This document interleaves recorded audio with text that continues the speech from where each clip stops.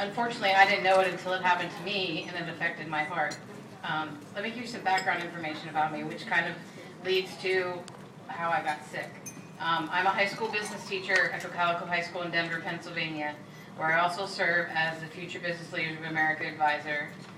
In addition to being the advisor there, I was the advisor of all of the Lancaster County schools, the region, and I'm also the state advisor for Pennsylvania FBLA.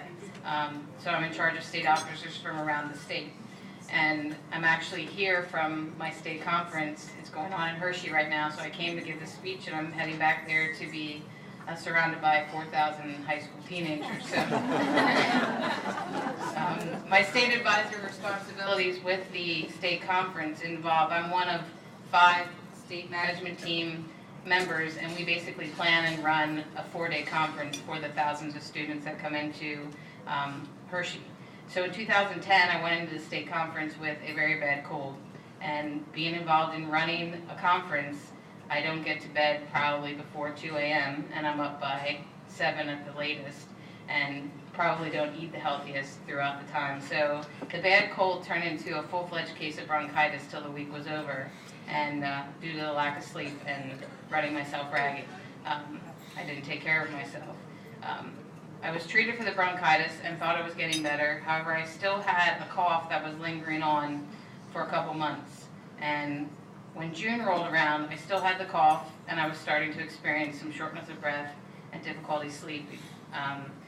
I thought the shortness of breath was due to, it was June, it was extremely hot and humid, and basically I thought, well, I'll push it off, it's just that. You know, I didn't think anything major was going on.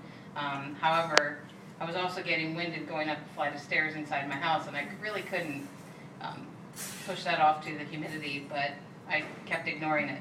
I was having difficulty sleeping. I would wake up suddenly in the middle of the night, sit up straight in bed and not know why, and have difficulty falling back to sleep. Without propping myself up in bed, couldn't really lay flat on my pillows. But of course, I still kept ignoring the symptoms. July rolled around, and I traveled to our National Leadership Conference for FBLA, which was in Nashville, Tennessee. If you've ever been in Nashville, Tennessee in the end of July, it's extremely hot and humid. So as my ankles and my feet were swollen in Nashville, I just chalked it up to the heat and the humidity and being in business attire and heels, and still kind of was pushing off what was going on. I, again, was walking from my hotel to the conference. It was getting winded, and, you know, everything was, I'll be fine. So there's a pattern here. I kept making excuses for what was going on with me because I really didn't want to face the truth. So I came home, and it was at that time that my mom made a comment that, you know, your ankles look a little swollen, and you've had that cough for quite a while. I think maybe you need to go get it checked out. So I finally visited my family doctor at Anvil Family Medicine, Dr. Emma Hostetter, and after a checkup, she was going to send me for some asthma tests, a chest x-ray, a pulmonary function test, and as a precaution, she said, I'd like you to go to Lebanon Cardiology and have an echocardiogram. And it was at that time that my life changed. I went to Lebanon Cardiology, the tech did the echocardiogram, and she said, before I can let you leave, I need to have a doctor view this. That immediately threw up the red flag that something wasn't right and that there was bad news ahead. So Dr. Clemens came in, he viewed the echo and asked me to explain what was going on. And I basically explained everything I've just explained to you from my state conference to that time. He explained to me that I had a virus that had set into my heart, diagnosed me with cardiomyopathy, and he really wanted to admit me to the hospital that day, but there weren't any beds available. So he put me on some medicine and said, I'll see you the next day. However, the next day, my appointment was with Dr. Jeffrey Williams, who basically has changed my life. I again explained to him my story, and he decided that he wanted to do a heart catheterization.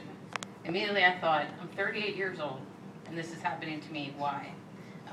So August 16, 2010, I went to the heart for a heart catheterization.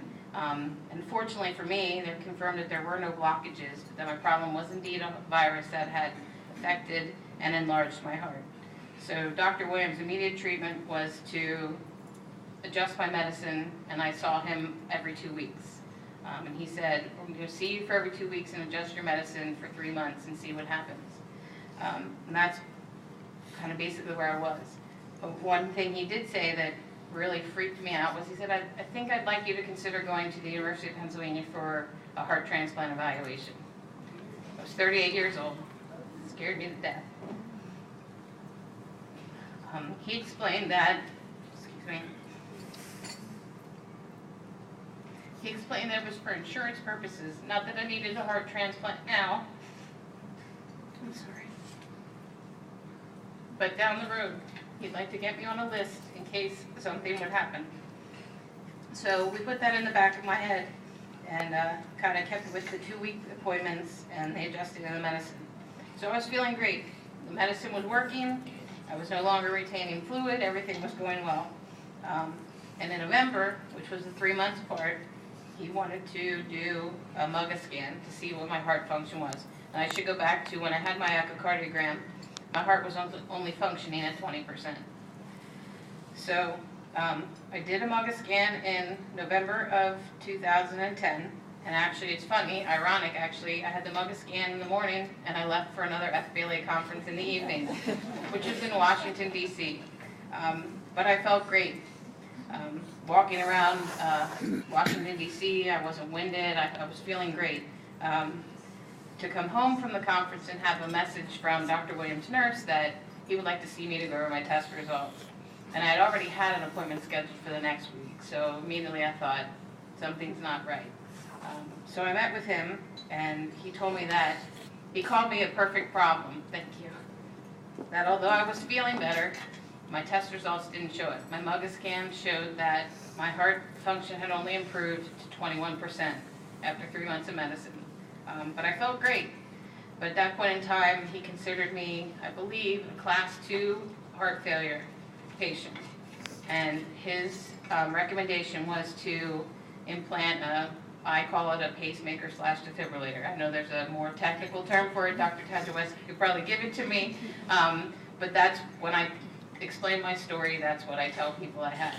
So in December 7, 2010, I went to the Good Samaritan Hospital and had the defibrillator and the pacemaker implanted. I had surgery on a Tuesday, spent the night in the hospital, and recovered at home for the rest of the week.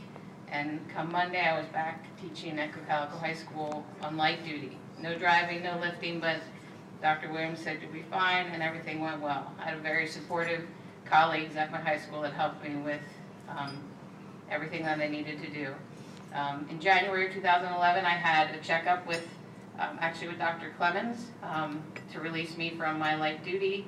And at that time, I decided, besides having the device implanted, I needed to make some change in my lifestyle. So I started exercising, 30 minutes of cardio, 3 days a week. I was lucky to be able to use the gym facilities at my school. I had some support there with some colleagues who helped me develop an exercise plan because I didn't go through cardiac rehab. And basically was working out 3 days a week for at least 30 minutes, eventually worked up to an hour.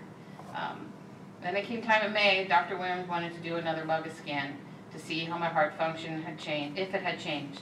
And I knew the minute he pulled up my test results that it was good news because he had the biggest smile on his face that I think I've ever seen.